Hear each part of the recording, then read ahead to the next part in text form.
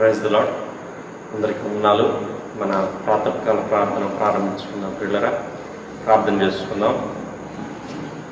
మహాగణుడా, మహోన్నతుడా, కృపాసత్య సంపూర్ణుడా, నిత్యుడగు తండ్రి, నిత్య నివాసి యేసయ్యా, మీకే స్తుతులు స్తోత్రాలు వందనాలు చెల్లించుకుంటున్నాం. ప్రభా దేవా, మరి తండ్రి నాయన, గొప్ప దేవుడు అయినటువంటి మిమ్మల్ని మరొకసారి నాయన వేకుజావున దేవా మరి తండ్రి మీ పాద సన్నిధిలో చేరి మిమ్మల్ని స్తుతించడానికి, మిమ్మల్ని మహింపరచడానికి, దేవా మరి తండ్రి మిమ్మల్ని గొప్ప చేయడానికి, అలాగే ప్రభా మరి తండ్రి అతి శ్రేష్టమైన మీ వాక్యాన్ని ధ్యానించుకోవడానికి, దేవా మరి తండ్రి మీ వాక్యం చేత బలపరచబడడానికి, దేవా ప్రభా మరి తండ్రి నాయన మాకు ఇచ్చినటువంటి గొప్ప ఆధిక్యత కొరకు మీ స్తోత్రాలు వందనాలు చెల్లించుకుంటున్నాం. ఇదిగో ప్రభా, మేము పాడుకునే పాటను మా కొరకు దీవించమని ప్రార్థన చేస్తున్నాం.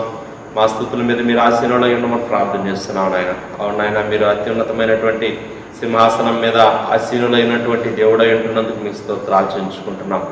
దేవా, మీరు నాయన మరి తండ్రి నరమాత్రుని జ్ఞాపకం చేసుకున్నట్టుగా నాయన మేము ఏ పాటి వారం నాయన మీ ఎదుట మేము ఎంతో తక్కువైనటువంటి వారం నాయన.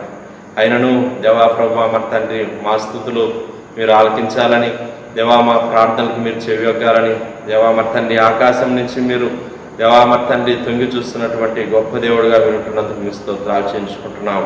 దేవా మరి తండ్రి నాయన అట్టి గొప్ప దేవుడు అయినటువంటి మీ నామాన్ని స్తుతించే సమయాన్ని మా కొరకు దీవించమని ప్రార్థన చేస్తున్నాం. మీ స్తోత్రాలు. ఇదిగో ప్రభా మరి తండ్రి నాయన 91వ కీర్తన మీరు చదువుకునే సమయం అంతటిని మా కొరకు ఆశీర్వదించండి. దేవా అతి శక్తి కలిగినటువంటి దేవా మీ వాక్కులు మీ వాగ్దానాలు దేవా 91వ కీర్తనలో మీరు పొందుపరిచి ఉండగా, దేవా మేము విశ్వాసంతో చదువుతుండగా ప్రభా మరి తండ్రి మరి నిశ్చయంగా మీరు మా పక్షంగా, మా కుటుంబాల పక్షంగా, సంఘ పక్షంగా మరి తండ్రి నాయన ఆయా యొక్క ప్రాంతాల పక్షంగా మీరే నెరవేర్చమని ప్రార్థన చేస్తున్నాం. గొప్ప వాక్యం వినే సమయం అంతటిని మా కొరకు దీవించమని ప్రార్థన చేస్తున్నాం నాయన. ఇదిగో ప్రభా మరి తండ్రి నాయన అతి శ్రేష్టమైనటువంటి మీ వాక్యాన్ని మేము వినడానికి మీ పాదముల యొద్ద మేము కూర్చొని ఉండగా, దేవా వినగలిగే చెవులు, గ్రహించగలిగే హృదయాలు, దాచుకునే మనస్సు మెండుగా మీరు మాకు అనుగ్రహించమని ప్రార్థన చేస్తున్నాం. యెహోవా తన వాక్కు చేత ప్రత్యక్షమవుచు వచ్చిన అన్న వాగ్దానం ప్రభా దేవా ఈ దినం మీరు నెరవేర్చమని ప్రార్థన చేస్తున్నాం. మీ స్తోత్రాలు. చక్కగా నాయన మీ వాక్యం ద్వారా మీరే మమ్మల్ని బలపరచండి, నడిపించండి, సమస్త విషయాల్లో సహాయం చేయండి. చివరి ప్రార్థన ఆశీర్వాదముల వరకు మీ సన్నిధి మాకు తోడుగా ఉంచమని ప్రార్థన చేస్తున్నాం. ముందు సమయం అంతటిని మా కొరకు దీవించమని సమస్త ఘనత మహిమ ప్రభావం మీకే ఆరోపించుకుంటూ యేసుక్రీస్తు వారి అతి పరిశుద్ధమైన నామంలో స్తుతించి ప్రార్థన చేసి అడిగి వేడుకుంటున్నాం పరలోకపు తండ్రి. ఆమేన్. 91వ కీర్తన చదువుకుందాం. మహోన్నతుని చాటున నివసించేవాడే, సర్వశక్తి నీడను విశ్రమించేవాడు. ఆయనే నాకు ఆశ్రయము, నా కోట, నేను నమ్ముకున్న నా దేవుడని నేను యెహోవాను గూర్చి చెప్పుచున్నాను. వేటకాని ఊరిలో నుండి ఆయన నిన్ను విడిపించును, నాశనకరమైన తెగులు రాకుండా నిన్ను రక్షించును. ఆయన తన రెక్కలతో నిన్ను కప్పును, ఆయన రెక్కల క్రింద నీకు ఆశ్రయం కలుగును. ఆయన సత్యము కీడమును డాలునై ఉన్నది. వేళ కలుగు భయమునకైనను, పగటి వేళ ఎవరు బాణమునకైనను, చీకటిలో సంచరించే తెగులునకైనను, మధ్యాహ్నం మందు పాడు చేయు రోగమునకైనను నీవు భయపడుకుందువు. 1000 మంది పడినను, నీ కుడి పక్కన 10,000 మంది కూలినను అపాయం ఎద్దుకు రాదు. నువ్వు కన్నులారా చూచుచుండగా భక్తిహీనులకు ప్రతిఫలం కలుగును. అవా నీవే నా ఆశ్రయము అని నీవు మహోన్నతుడైన దేవుని నీకు నివాస స్థలముగా చేసుకుని ఉన్నావు. అపాయమేమీ రాదు, ఏ తెగులును నీ గుడారము సమీపించదు. మార్గములన్నిటిలో నిన్ను కాపాడుటకు ఆయన నిన్ను గూర్చి తన దూతలకు ఆజ్ఞాపించును. పాదములకు రాయి తగలకుండా వారు నిన్ను తమ చేతుల మీద ఎత్తి పట్టుకుందరు. సింహములను, నాగుపాములను త్రొక్కెదవు, కొదమ సింహములను, భుజంగములను అనగదొక్కెదవు. అతడు నన్ను ప్రేమించుచున్నాడు గనుక నేను అతను తప్పించదను. అతడు నా నామం ఎరిగిన వాడు గనుక నేను అతను గనపరచదను. నాకు మొరపెట్టగా నేను అతనికి ఉత్తరం ఇచ్చదను. శ్రమలో నేను అతనికి తోడై ఉండదను. అతను విడిపించి అతన్ని గొప్ప చేసేదను. గాయ చేత అతన్ని తృప్తిపరచదను. నా రక్షణ అతనికి చూపించదను. వాక్యం పిల్లరా, దైవజనులు వచ్చి మనకు దేవుని వాక్యాన్ని ఇస్తారు. మొదటిగా కీర్తనల గ్రంథంలో నుంచి ఒక కీర్తన చదువుకొని ఆ పిదప దేవుని వాక్యాన్ని ధ్యానం చేసుకుందాం. దాని కొరకు కీర్తనల గ్రంథంలో నుంచి 124వ కీర్తన చదువుకుందాం. నేను చదువుతాను, గమనించండి. మీరు కూడా మీ బైబిళ్ళలో శ్రద్ధగా చూస్తూ చదువుతూ రండి. మనుషులు మన మీదికి లేచినప్పుడు యెహోవా మనకు తోడై ఉండని ఎడల, వారి ఆగ్రహము మనపైకి రగులుకొనినప్పుడు యెహోవా మనకు తోడై ఉండని ఎడల, వారు మనలను ప్రాణముతోనే మృంగివేసి ఉందురు. జలములు మనలను ముంచివేసి ఉండును. ప్రవాహము మన ప్రాణముల మీదుగా పొర్లి పారి ఉండును. ప్రవాహములై ఘోషించు జలములు మన ప్రాణముల మీదుగా పొర్లి పారియుండును అని ఇశ్రాయేలీయులు అందురుగాక. వారి పండ్లకు మనలను వేటగా అప్పగింపని యెహోవా స్తుతినందునుగాక. పక్షి తప్పించుకొనినట్లు మన ప్రాణము వేటకాండ్ర ఉరి నుండి తప్పించుకొని ఉన్నది. ఉరి తెంపబడిను, మనము తప్పించుకొని ఉన్నాము. భూమి ఆకాశములను సృజించిన యెహోవా నామము వలననే మనకు సహాయము కలుగుచున్నది. ప్రార్థన. పరిశుద్ధుడా మీకు స్తోత్రాలైనా, నీతివంతుడా మీకు స్తోత్రాలు, నిత్యుడా మీకు స్తోత్రాలు. మరొక మారు వేకునే మీ సంధిలో మేము ఇలా కనబడడానికి మీరు మాకు సహాయం చేస్తున్నందుకు స్తోత్రాలు. అయ్యా, ఒక నూతన దినాన్ని చూచే భాగ్యం మాకు దయచేసినందుకు స్తోత్రాలు. ఈ వాక్యమును మా కొరకు ఆశీర్వదించి ఇందులో ఉన్న సంగతుల ద్వారా మా ఆత్మలను బలపరిచి ఈ దినమంతా మేము బలమైన విశ్వాసం కలిగి ముందుకు సాగి వెళ్ళేటకు సహాయపడమని యేసుక్రీస్తు నామంలోనే ప్రార్థిస్తున్నాము తండ్రి, ఆమేన్. ఈ 124వ కీర్తన దావీదు రాసిన కీర్తన.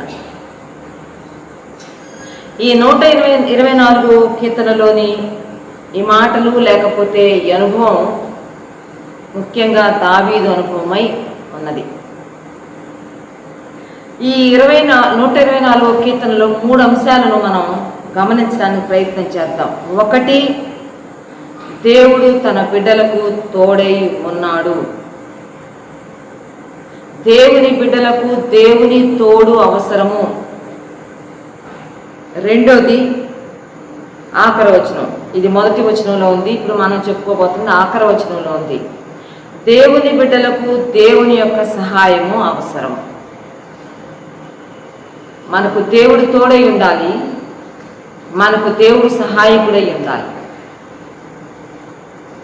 ఆయన తోడు, ఆయన సన్నిధి మనం నిత్యము క్లెయిమ్ చేస్తూ, అడుగుతూ, ఆశ్రయిస్తూ రావాల్సిన వారం ఉన్నాం. అదే సమయంలో మన జీవితంలో అన్ని పరిస్థితులలో ఆయన సహాయాన్ని మనం కోరుకుంటూ రావాలి. ఈ అధ్యాయంలో మధ్యలో ఒక సత్యాన్ని భక్తుడు పొందుపరిచాడు. 6వ వచనం, వారి పండ్లకు మనలను వేటగా అప్పగింపని యెహోవా స్తుతి నొందును గాక. దేవుని బిడ్డలము మనము దేవుని స్తుతించవలసిన వారంగా ఉన్నాం. దేవుని మనం గొప్ప చేయవలసిన వారంగా ఉన్నాం. ఆయనకు చెందవలసిన ఘనత, ఆయనకు చెందవలసిన ప్రభావము, ఆయనకు చెందవలసిన స్తుతి అది ఆయనకే చెల్లించవలసిన వారంగా ఉన్నాం. ఈ కీర్తనలో దావీదు తన జీవితంలో అనేకమైన క్లిష్ట పరిస్థితులు గుండా వెళ్తూ దేవుని తోడును అనుభవించిన వాడుగా, దేవుని సహాయాన్ని అందుకున్నవాడుగా ఆ పరిస్థితులలో తాను దేవుణ్ణి స్తుతిస్తూ వెళ్తున్నాడు. ఈ 3 మాటలు దావీదు జీవితంలో చాలా స్పష్టంగా, చాలా బలీయంగా జరిగినవి. దేవుని తోడు దావీదుకుంటూ వచ్చింది. దేవుని సహాయాన్ని దావీదు ప్రతి సందర్భంలో అందుకుంటూ వచ్చాడు.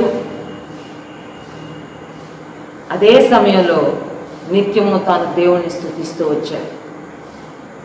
మనం వివరాల్లో కనుక వెళ్తే దావీదు తన జీవితంలో చాలామందిని శత్రువులుగా తాను ఎదుర్కోవలసి వచ్చింది.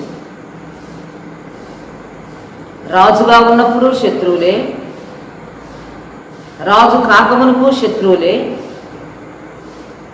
తన 40 సంవత్సరాల సుభిక్షమైన రాజ్య పరిపాలనలో చుట్టుపక్కల రాజ్యాలు ఎన్నో మార్లు తనకు శత్రువులుగా తనతో యుద్ధం చేయడానికి వచ్చారు. ఆ పరిస్థితులన్నిటిలో తాను అనుభవిస్తూ వచ్చిన ఒక విషయం ఏంటంటే దేవుడు తనకు తోడై ఉన్నాడు. దేవుని తోడును తాను అనుభవిస్తూ వచ్చాడు. అందుకే అన్నాడు, మనుషులు మన మీదికి లేచినప్పుడు యెహోవా మనకు తోడై ఉండని ఎడల, వారి ఆగ్రహము మన పైన రగులు కొనినప్పుడు యెహోవా మనకు తోడై ఉండని ఎడల వారు మనల్ని ప్రాణముతోనే మింగివేసింది. ప్రాణాలతోనే మింగేసి ఉండేవాళ్ళు. కానీ దేవుడు తోడై ఉండబట్టి, దేవుడు విడువగా అంటిపెట్టుకొని హత్తుకొని నాతో ఉండబట్టే నా శత్రువులు నాకేమీ చేయలేకపోయారు అని దావీదు సాక్ష్యం ఇస్తా ఉన్నాడు. మొదటి సమూయేలు గ్రంథం 18వ అధ్యాయంలో కనుక వెళ్తే 17వ అధ్యాయంలో తాను గొల్యాతు మీదకి యుద్ధానికి వెళ్ళి గొల్యాతును జయించి వచ్చాడు. 18వ అధ్యాయంలో తన యొక్క పరివారంలో ఒకడిగా, ఒక ఉద్యోగస్తుడుగా, ఆయుధాలు మోసేవాడుగా తనతో పాటు సౌలు రాజు ఉంచుకున్నాడు. అయితే దావీదు యొక్క సుబుద్ధి, దావీదు యొక్క ఆ వెల్ బిహేవియర్స్, తన యొక్క యుక్తమైన ప్రవర్తన అంత మాత్రమే కాకుండా తన జీవితంలో సౌలు ఇంకొకటి కూడా స్పష్టంగా చూస్తూ వచ్చాడు. 18వ అధ్యాయం 12వ వచనం, మొదటి సమూయేలు 18:12.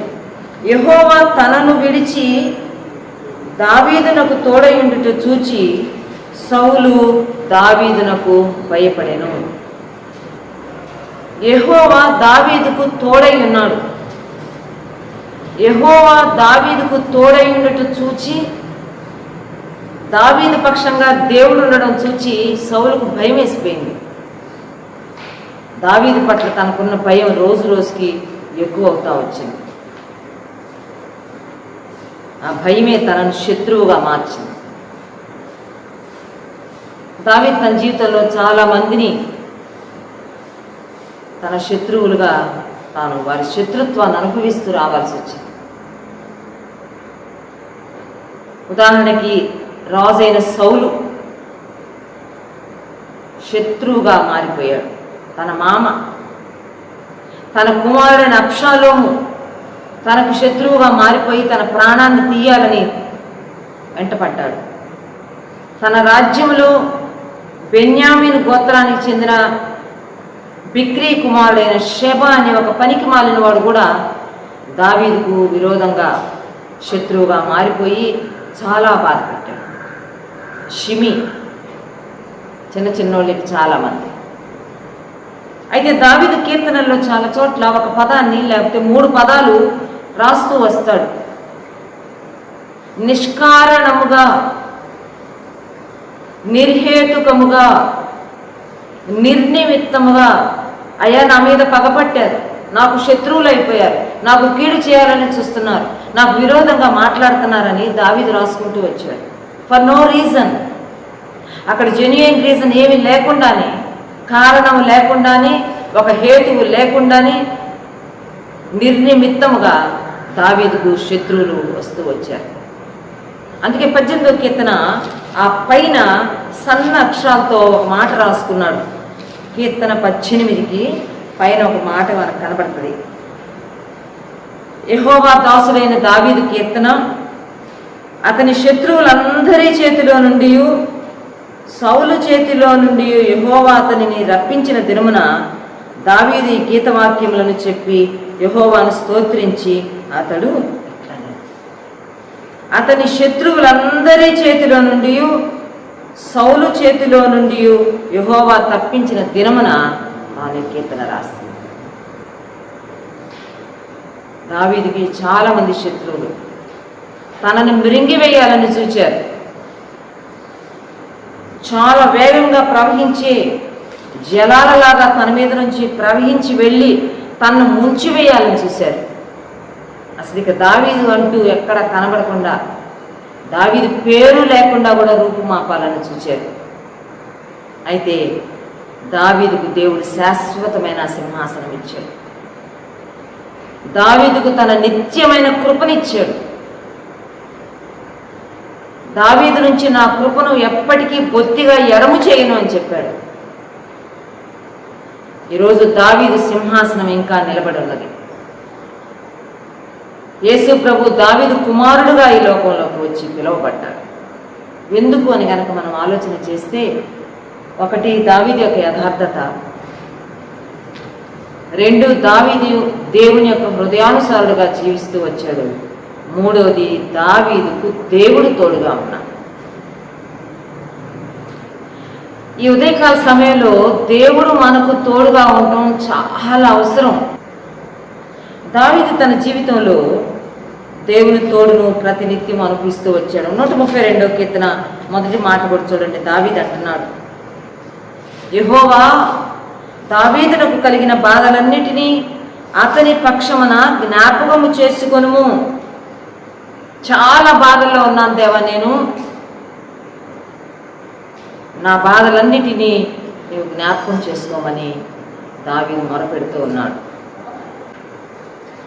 బైబిల్ గ్రంథంలోంచి కొంతమంది భక్తులు వారి జీవితాల్లో దేవుడు వారికి ఎలా తోడుగా ఉన్నాడు, దేవుడు వారికి ఎలా సహాయం చేస్తూ వచ్చాడు, అప్పుడు చుట్టుపక్కల ఉన్న మనుషుల యొక్క ఆగ్రహము, మనుషుల యొక్క ఆ కోపము, అసూయ, పగ ఏమీ చేయలేక అవి ఎలాగ నిర్వీర్యం అయిపోయినాయో పరిశుద్ధ గ్రంథంలోంచి నేను క్లుప్తంగా జ్ఞాపకం చేస్తాను. మొట్టమొదటిగా ఆదికాండము 39వ అధ్యాయంలో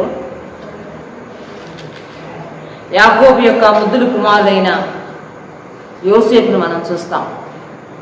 చాలా మంచోడు, చెడుతనాన్ని ఏమాత్రం ఇష్టపడిన వాడు. సమాచారాన్ని గురించి తండ్రికి చెప్పి వాళ్ళని మందలింప చేస్తూ ఉన్నాడు.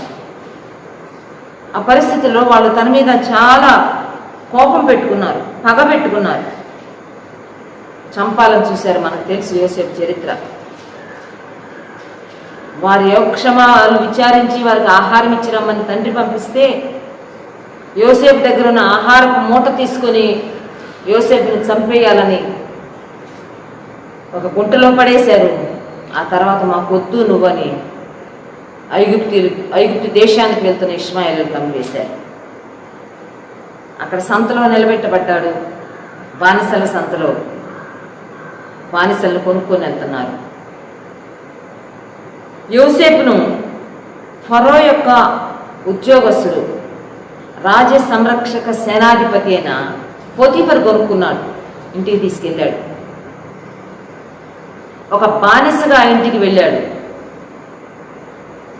కానీ 39వ అధ్యాయంలో మనం రిపీటెడ్గా పదే చూసే ఒక మాట ఏంటంటే 2వ వచనంలో యెహోవా యోసేపునకు తోడై ఉండిన గనుక అతడు వర్ధిల్లుతూ వచ్చాడు. 3వ వచనం యెహోవా అతనికి తోడై ఉండెను. 21వ వచనం అయితే యెహోవా యోసేపునకు తోడై ఉండి. 23వ వచనం యెహోవా అతనికి తోడై ఉండెను గనుక ఆ చెరసాల అధిపతి అతని చేతికి అప్పగింపబడిన దేని గూర్చి విచారణ చేయక యోసేపుకి దేవుడు తోడు ఉన్నాడు. ఎన్ని కష్టాలో చెప్పలేనని కష్టాలు, 17 సంవత్సరాల వయసులో ప్రారంభమైన కష్టాలు 30 సంవత్సరాల వరకు తనతో అవి కొనసాగాయి.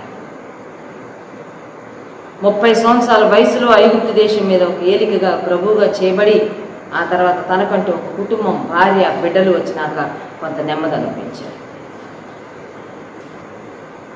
అయితే ఈ పరిస్థితులన్నింటినీ ఎలాగో తాను తట్టుకున్నాడు. తన అన్నదమ్ముల కోపాగ్నిలో ఎలాగ రగులుకొని పోకుండా, కాలిపోకుండా ఉన్నాడు. వారి అసూయ ద్వేషానికి ఎలా కొట్టుకొని పోకుండా నిలబడ్డాడు, సస్టైన్ అయ్యాడంటే యోసేపుకు యెహోవా తోడుగా ఉన్నాడు. భూమి ఆకాశములను సృజించిన యెహోవా నామములో యోసేపు సహాయాన్ని డ్రా చేస్తూ వచ్చాడు, తీసుకుంటూ వచ్చాడు. ప్రతి పరిస్థితిలో పోతీఫర్ ఇంటిలో ఒక పరిశుద్ధమైన జీవితం జీవించడానికి, చెరసాలలో ఒక నమ్మకమైన పనివాడుగా ఉండడానికి, ఆ పిదప ఫరో ఐగుప్తు దేశం మీద ఏలికగా పెట్టి బాధ్యతలు అప్పగించినప్పుడు కూడా నిత్యము దేవుని దగ్గర నుంచి సహాయం డ్రా చేస్తూ తీసుకుంటూ అందుకుంటూ వచ్చాడు. అందుకని ఈరోజు చరిత్రలో యోసేపు ఒక టైప్ క్రైస్ట్గా నిలబడిపోయాడు. దేవుని తోడు మనకు అవసరము. దేవుని సహాయాన్ని మనం తీసుకోవాల్సిన వారంగా, ఆయన మీద మనం ఆధారపడుతూ రావాల్సిన వారంగా ఉన్నాం. ఆదికాండము 26వ అధ్యాయంలో ఇస్సాకును గురించి కొన్ని విషయాలు రాయబడ్డాయి. ఇస్సాకు తండ్రి అయిన అబ్రహాము అప్పటికి చనిపోతాడు. ఇస్సాకును దేవుడు చాలా ఆశీర్వదిస్తాడు. ఇస్సాకు నానాటికి గొప్పవాడుగా ఈ వర్ధిల్లుతూ అభివృద్ధిలోనికి వస్తాడు. ఆ తర్వాత తన తండ్రి అయిన అబ్రహాము దినముల్లో తవ్వబడిన బావుల్ని అసూయతో కేవలము ఫిలిస్తీన్లన్నీ పూడ్చుకుంటూ వస్తారు. ఈ విషయం మనం 26వ అధ్యాయం 15 నుంచి చూస్తాం. కానీ చాలా పేషెంట్గా, చాలా ఓపికతో వాళ్ళు పూర్తి చేసిన బావులు తవ్వుకుంటా వెళ్తాడు. గెరారు లోయలోనికి వెళ్ళి అక్కడ గుడారం వేసుకొని వాళ్ళ తండ్రి తవ్వించిన బావుల్ని ఒక్కోటి తోడుకుంటా తిరిగి తవ్వుతూ వస్తుంటాడు. నీళ్లు పడతా ఉంటాయి, జలలు గల నీళ్ల బావులు దొరుకుతాయి. కానీ అక్కడ ఉన్న వాళ్ళు ఇస్సాకు మీద గొడవలు, తగువులు. గొడవ వేసినప్పుడల్లా ఒక్కొక్క చోట నుంచి తాను వెళ్ళిపోతుంటాడు ఆ బావి వదిలేసేసి. ఉదాహరణకి 20వ వచనంలో గెరారు కాపర్లు వచ్చి జగడమాడితే ఆ బావి వదిలేసి వెళ్ళిపోతాడు. దాని పేరు ఏసెకు అని పేరు పెడతాడు. ఆ తర్వాత సిత్నా అనే ప్లేస్, ఆ తర్వాత రెహబోతు అనే ప్లేస్. ఇలాగ స్థలాలు మారుతూ చాలా ఓపికగా వెళ్తూ ఉంటే ఆ రాత్రి దేవుడు కనబడి ఇస్సాకుతో మాట్లాడతాడు. 24వ ఆ రాత్రి యెహోవా అతనికి ప్రత్యక్షమై, నేను నీ తండ్రి అయిన అబ్రహాము దేవుడును, నేను నీకు తోడై ఉన్నాను గనుక భయపడకుము. నా దాసుడైన అబ్రహామును బట్టి నిన్ను ఆశీర్వదించి నీ సంతానమును విస్తరింపచేస్తుందని దేవుడు డైరెక్ట్గా కనబడి చెప్తున్నాడు. ఇస్సాకు, నేను నీకు తోడై ఉన్నాను, I will be with you. అస్సలు భయపడద్దు, ధైర్యంగా ఉంది. సరే, ఆ ప్రాంతాల్లో కొనసాగుతూ ఉంటాయి. కొద్ది దినాలకు అక్కడున్న ఆ గెరారు కాపురస్తులు ఇస్సాకు దగ్గరికి వచ్చి వారు కూడా ఇదే సాక్ష్యం చెప్తారు. చూడండి 28వ వచనం. గెరారులో ఉన్న వాళ్ళు లేదా అక్కడున్న అబీ మెరుకు అతని స్నేహితుడైన అహూజతు వీళ్ళందరూ అతని దగ్గరికి వచ్చి 28, వారు నిశ్చయముగా యెహోవా నీకు తోడై ఉండుట చూచితివి గనుక మనకు అనగా మాకును నీకును మధ్య ఒక ప్రమాణం ఉండాలి, ప్రమాణం చేసుకుందాం రమ్మని చెప్పి ప్రమాణం చేసుకుంటాం. చాలా కన్ఫామ్డ్గా నిర్ధారించి ఒక సాక్ష్యం చెప్తున్నారు ఇస్సాకుని గురించి. ఇస్సాకుకి నిశ్చయముగా యెహోవా నీకు తోడై ఉన్నాడు బాబు, ఇక నీతో మేము పోరాడి నీతో మేము గొడవలేసి మేము వర్ధిల్లము, అందుకే నీతో సంధి చేసుకోవడానికి నీతో సమాధాన పడడానికి వచ్చాం. దేవుడు తన బిడ్డలకు తోడుగా ఉంటాడు. నిర్నిమిత్తంగా పగపట్టి శత్రువులు అయిపోయిన వారిని తిరిగి దేవుడు వారి స్నేహితులుగా మారుస్తాడు. ఇక్కడ మనం అదే విషయాన్ని యోసేపు జీవితంలో చూస్తాము, ఇస్సాకు జీవితంలో కూడా చూస్తాం. ఏ అన్నదమ్ములైతే తను పంపించేశారో, చంపేయాలనుకున్నారో, అన్నదమ్ములే ఆఖరికి వచ్చేటోడికి యోసేపుతో సమాధాన పడ్డారు, యోసేపుతో సఖ్యపడ్డారు. దీని వెనకున్న సత్యం ఏంటంటే, యెహోవా తోడుగా ఉన్న యోసేపును అన్నదమ్ములు వచ్చి హత్తుకున్నారు. ఇస్సాకుకు దేవుడు తోడుగున్నాడని చూచి అక్కడున్న అన్యులు వచ్చి హత్తుకున్నారు. దేవుడు మనకు తోడుగా ఉంటే మన మీదకి లేచేవారు మనతో సమాధాన పడతారు. We need your fellowship. మాకు మీ సహవాసం కావాలి, మాకు మీ స్నేహం కావాలి, మాకు మీ పొందు కావాలి, మీతో మాకు శత్రుత్వం వద్దు, మీతో మాకు స్నేహం కావాలని వస్తారు. యోసేపు జీవితంలో అదే చూస్తాము, ఇస్సాకు జీవితంలో అదే చూస్తాము. ఇంకొక ఉదాహరణ నేను జ్ఞాపకం చేస్తాను దేవుని వాక్యంలో. నెహెమ్యా గ్రంథంలో నెహెమ్యా చాలా సంవత్సరాల నుంచి శిథిలాలుగా ఉన్న యెరూషలేము చుట్టూరు ఉన్న ప్రాకారాలను, ఆ 12 గుమ్మాలని తిరిగి కట్టాలని తాను నిర్ణయించుకుని బయలుదేరి వెళ్తాడు. నెహెమ్యా గ్రంథం 2వ అధ్యాయం. ఆ రాజునైన అర్తహషస్త దగ్గర అనుమతి తీసుకుని డెప్యుటేషన్ మీద ఆ యూదయ దేశానికి ఒక గవర్నర్గా తాను వెళ్తే ఆ పని పూనుకోబోతున్నాడు. అప్పుడు తాను ఇస్తున్న ఒక సాక్ష్యం ఏంటంటే 2వ అధ్యాయం 8వ వచనం.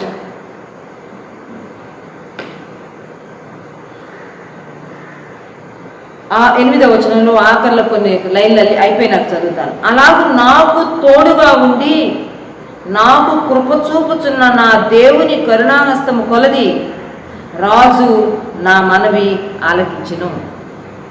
రాజుగారి దగ్గరికి వెళ్ళి సిచ్యుయేషన్ అంతా ఎక్స్ప్లెయిన్ చేసి, రాజా నేను నా స్వదేశానికి వెళ్తాను, నా పితరుల సమాధులున్న దేశం అది పాడైపోయింది, నేను వెళ్ళి దాన్ని బాగు చేసుకోవాలంటే రాజు పంపించాడు అంటున్నాడు. ఆ రాజు ఎందుకు పంపించాడంటే నా దేవుని కరుణాహస్తము, ఆయన నాకు తోడుగా ఉండి నాకు కృప చూపుతున్న నా దేవుని కరుణాహస్తాన్ని బట్టే రాజు నా మనవి అంగీకరించి నన్ను పంపించు.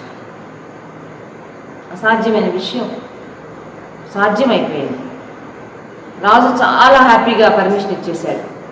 వెళ్ళిపోయిన నెహమ్యా 12 సంవత్సరాలు యోదయ దేశంలోనే ఉంటాడు. డెప్యుటేషన్కి వెళ్ళిన వాళ్ళు ఎవరైనా 12 సంవత్సరాలు ఉంటారా? 3 నెలలు, 6 నెలలు, సంవత్సరం, 2 సంవత్సరాలు. ఇంకేదన్నా బోర్డు రికమెండేషన్ ఉంటే ఇంకొన్ని ఫ్యూ ఇయర్స్. 12 సంవత్సరాలు యోదయ దేశంలో గవర్నర్గా తాను ఉండిపోయి తన ప్రజలకు తాను చేయగలిగినవన్నీ చేసేసాడు. అలాగిది అనుకూలపడిందంటే దేవుడు తనకు తోడై ఉండి దేవుని యొక్క కరుణా హస్తం నెహమ్యాను బలపరుస్తూ.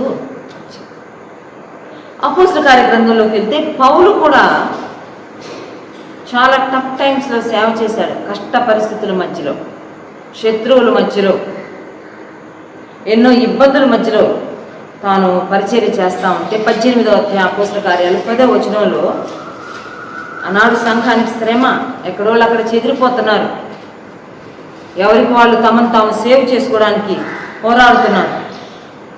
కొరింథు పట్టణానికి పౌలు వచ్చున్నాడు. రాత్రి వేళ కొరింథు పట్టణంలో తనకు ఒక దర్శనం వచ్చింది. ఆ దర్శనంలో ప్రభువు మాట్లాడుతున్నాడు. అపోస్తల కార్యాలు 18వ అధ్యాయం 9వ వచనం.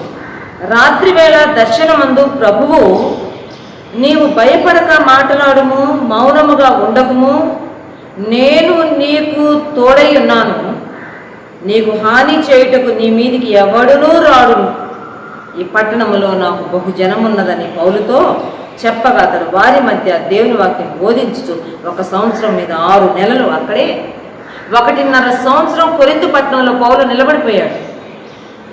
విస్తృతమైన సేవ చేశాడు. ధైర్యంగా దూసుకుపోయాడు. కారణం ఏంటంటే రాత్రి వేళ దర్శనమందు ప్రభు కనబడి చెప్తున్నాడు, భయపడొద్దు, మౌనంగా ఉండొద్దు, నేను నీకు తోడై ఉన్నాను. I'm with you. ఈ పట్టణంలో నాకు బహుజనమున్నది, నీకు హాని చేయడానికి నీ మీదకి ఎవ్వరు రారు. No one can harm you. ఎవ్వరు నీకు హాని చేయలేరు. నీవు ధారాళంగా ధైర్యంగా వెళ్ళిపో. I'm with you. నేను నీతో. దావీదు అద్భుతమైన సేవ చేశాడు కొరింథు సంఘంలో.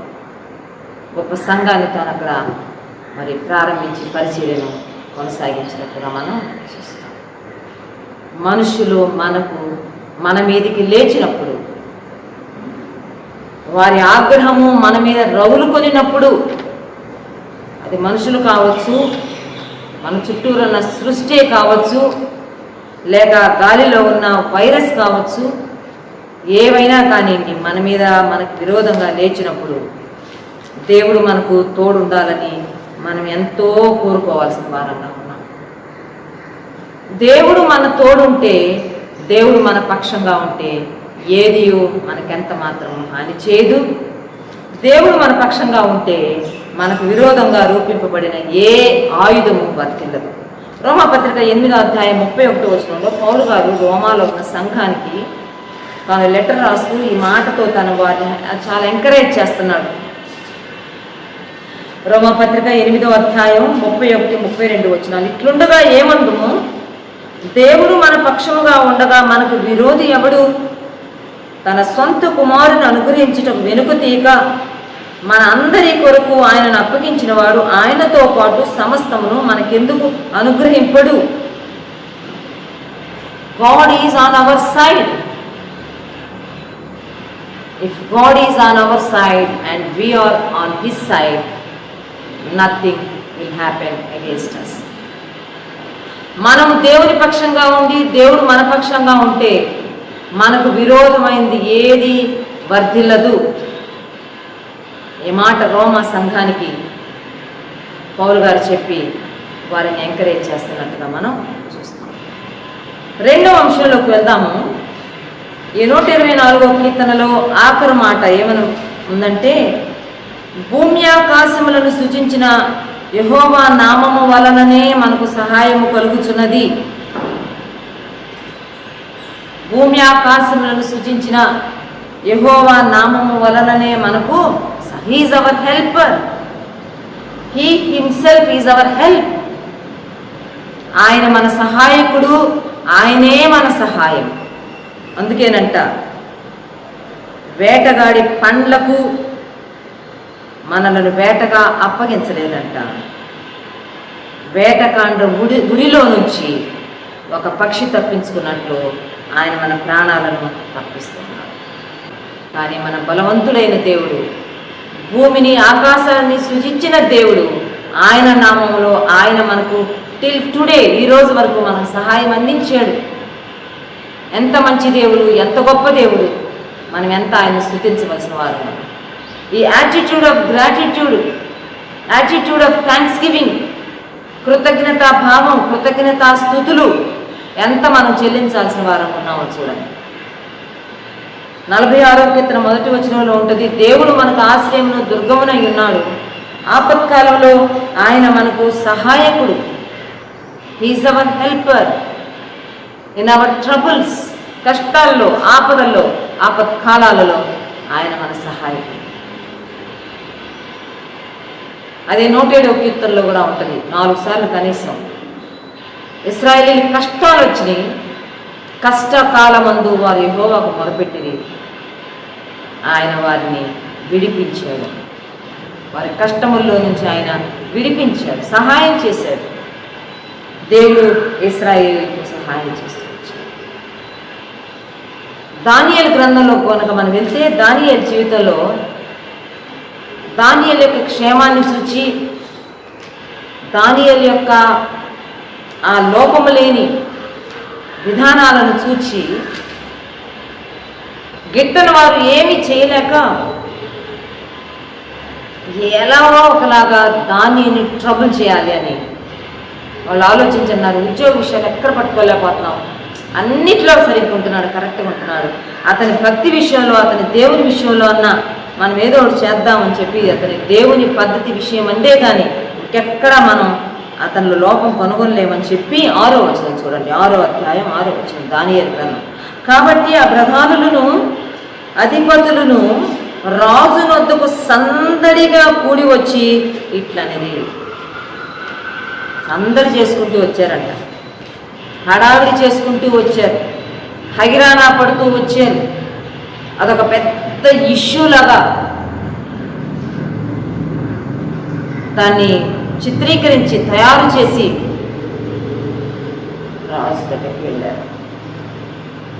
దానియేలు మీద ఉన్న ఆగ్రహం, దానియేలును చూచి ఓర్చుకోలేని ఆ అసూయ వాళ్ళని సందడిగా తీసుకెళ్ళి ఏమనుకున్నారంటే, ఎంతమంది వెళ్తున్నాం, దానియేలును ప్రాణాలతోనే మింగేసేయచ్చు. ఎంతమంది వెళ్తున్నాం, ఒక గట్టి శబ్దంతో ప్రవహించే ఘోషించే జలాల్లాగా దానియేలును మనం ముంచేయచ్చు. చాలా సందడి చేసుకుంటూ వెళ్ళారు, రాజును ఒప్పించారు. నిర్నిమిత్తంగా, నిష్కారణంగా, నిర్హేతుకంగా దానియేలును సింహాల గుహలోనికి పడేయచ్చు. మనకు తెలుసు అక్కడ ఏం జరిగిందో. దేవుడు తన దూతను పంపించాడు.